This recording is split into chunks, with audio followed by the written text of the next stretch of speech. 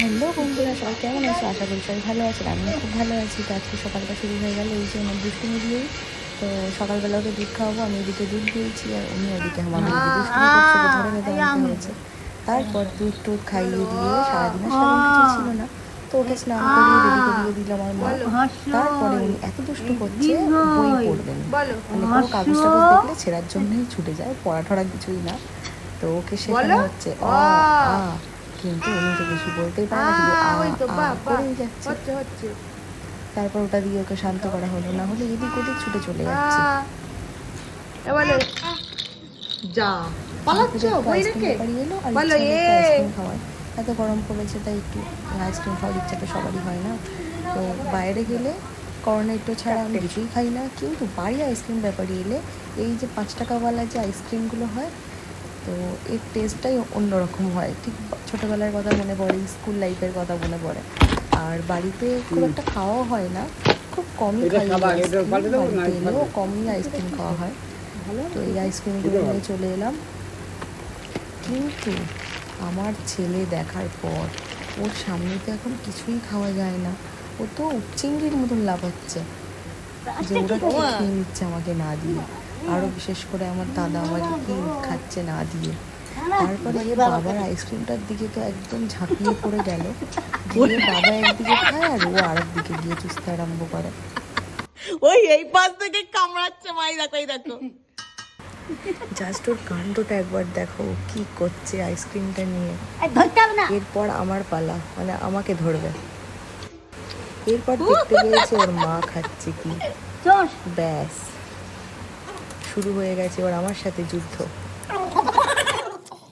এখনকার যা সিচুয়েশান, আর ওর সামনে কিছুই খাওয়া যাবে না। ও ঘুমালে তাহলেই আইসক্রিম খাওয়া হবে, আর ও যদি জেগে থাকে তাহলে বাড়িতে আইসক্রিম খাওয়া হবে না। তো আর সারাদিন সেরকম কিছুই আর হয়নি। এরপরে ওকে খাইয়ে দিয়েছিলাম লাঞ্চ, তারপরে আমরা লাঞ্চ করে নিয়েছি। আজকে আমাদের লাঞ্চে ছিল টক ডাল আর সজনে ডাঁটা ভাজা, তোমার সজনে পাতা ভাজা, আর আলু মাখা, ডিম ভাজা আর ভাত।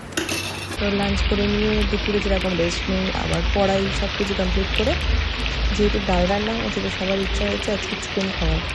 তো চিকেন খেতে ইচ্ছা হয়েছে ঠিকই, কিন্তু চিকেনের কারি বা ওরকম টাইপ কিছু খেতে ইচ্ছা হয়নি। তো বললো তুমি একবার তিহারি রান্না করেছিলে তো সেরকম করে দাও। তো আমি বললাম যে বাড়িতে একটু গোবিন্দভোগ চাল বা তিহারির কিছু সেরকম আনানি, তো ঠিক আছে আমি নর্মালি একটা ওরকম টাইপ কিছু করে দিচ্ছি। সেই জন্য কড়াইতে তেল দিয়ে আর পেঁয়াজটা একটু ভাজা ভাজা করে নিয়েছিলাম, কিছুটা বেরেস্তার জন্য তুলে রেখেছিলাম, আর সেই তেলের মধ্যেই চিকেনটাকে দিয়ে নুন আর বিরিয়ানি মশলা দিয়ে ভালো করে চিকেনটাকে ভেজে নিয়েছিলাম। তারপরে আদা রসুনের পেস্ট আর টমেটো দিয়ে ভালো করে চিকেনটাকে কষে নেব। আর সাইডে হাঁড়িতে একটু তেল দিয়ে তাতে এলাচ লবঙ্গ দারচিনি দিয়ে একটু ভেজে অল্প একটু আদা রসুন দিয়ে নেড়ে চালটা দিয়ে দিয়েছিলাম ফুটতে, মানে ওদিকে ভাতটা হয়ে যাবে। আর এদিকে আমি আলু ভেজে রেখেছিলাম চিকেনটা করার আগে, সেই ভাজা আলুটা দিয়ে দিয়েছি। আর যা মশলা লাগে আর কি, হলুদ গুঁড়ো, জিরে, মরিচ, ধনে গুঁড়ো, মানে সমস্ত কিছু দিয়ে আর কষিয়ে নিয়ে জল দিয়ে যেমন চিকেন রান্না করা হয় সেরকম করে নিয়েছিলাম। তারপরে ভাতটা যখন হয়ে গেল, ওই ভাতটা মাংসের উপর দিয়ে দিয়ে আর একটু দুধ দিয়ে দিয়েছিলাম, আর রোজ ওয়াটার আর কেওড়া বাটার দিয়ে দিয়েছি।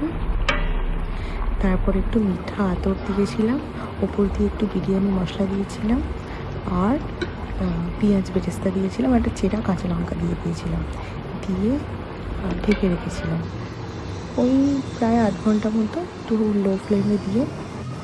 তারপরে ঢাকনাটা খুলেছি, নিচের দিকে একদম বসে বসে গিয়েছিল, মানে একদমই ঝোলার ছিল না, প্রায় মাখা মাখা হয়ে গিয়েছিলো। তো আমি তারপরে পরিবেশন করেছিলাম ওদেরকে, তো ওরা খেয়ে তো বললো খুব ভালোই হয়েছে। মানে ঠিক তেহারি টাইপেরও না, বিরিয়ানি টাইপেরও না, কিছু একটা হয়েছিল আর কি। রোজ রোজ ওই চিকেন কারি, চিকেন কষা খেতে খেতে একঘেয়েমি টাইপের হয়ে যায়, তো একটু অন্য কিছু ট্রাই করলেও ভালো লাগে বাড়িতে। তোমরাও ট্রাই করো, যাদের অনেক সময় চিকেন, একরকম চিকেন খেতে বিরক্ত হয়ে যাচ্ছ, তারা একসাথে ভাতও হয়ে যাবে, চিকেনও হয়ে যাবে, খেতেও ভালোই হয়। তো তোমরাও বাড়িতে ট্রাই করে দেখো, আশা করি তোমাদেরও ভালো লাগবে। তো এই ছিল আমার সারাদিনের কাজ। আমার কাজ সেরকম থাকেই না, শুধু ছেলেটাকে একটু দেখতে হয় সারাদিন, এই আমার কাজ, আর কিছুই কাজ থাকে না। তোমাদের সাথে আমি কী বা শেয়ার করবো, আর যেদিনকে থাকে সেদিনকে অবশ্যই শেয়ার করবো কী করছি না করছি। তো তোমাদের যদি আমার ভিডিওটা ভালো লেগে থাকে তো অবশ্যই সাবস্ক্রাইব করো, আর পাশে থেকো, অবশ্যই অবশ্যই অবশ্যই পাশে থেকো। তো আজকের মতো এই পর্যন্তই, টাটা। দেখো লাস্টেও দেখাচ্ছি তোমাদেরকে যে তেহারিও না বিরিয়ানিও না, কিন্তু দেখতে কেমন হয়েছে আর খেতেও ভালো হয়েছে। তোমরাও কিন্তু অবশ্যই ট্রাই করো, আর ট্রাই করলে অবশ্যই কমেন্টে জানিও। টাটা।